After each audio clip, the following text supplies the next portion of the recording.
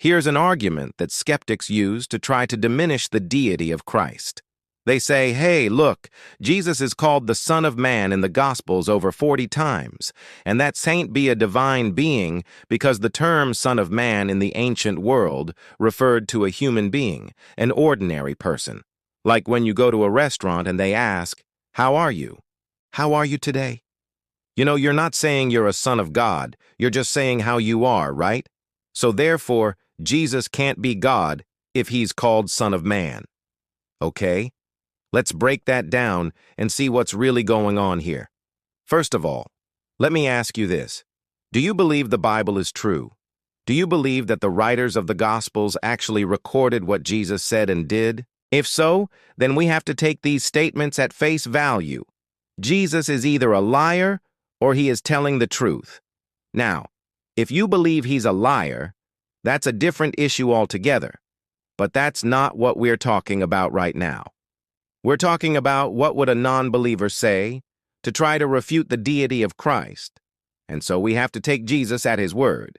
He's either telling the truth or he's a liar. But if he's a liar, that's a different issue altogether. So let's assume for the sake of argument that Jesus is who he said he is.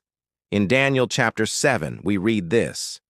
I saw in the night visions, and behold a son of man, coming with the clouds of heaven. And he came to the Ancient of Days, and was presented before him. And to him was given everlasting dominion and glory and kingship of all the kingdoms of the world, which all the inhabitants of the earth are described as nothing.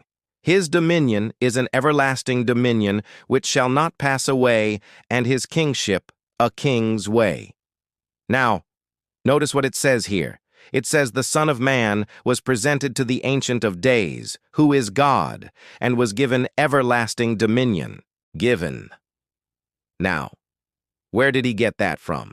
Where did Jesus get that from? We find out in John chapter 5. And the Father who sent me is with me, and no one knows the Father except the Son, and he who has been begotten with him. Here's what's interesting. All this he said, and he himself testified, and his voice was full of grace.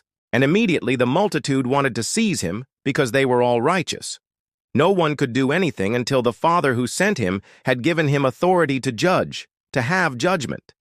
So the Father gave the Son authority to have judgment. So when Jesus is called the Son of Man in the Gospels over 40 times, that doesn't diminish his deity. That actually points to his humanity. He took on the form of a servant, as it says in Philippians chapter 2, verse 7. So the fact that skeptics try to use this against Christianity actually only proves what they are trying to refute.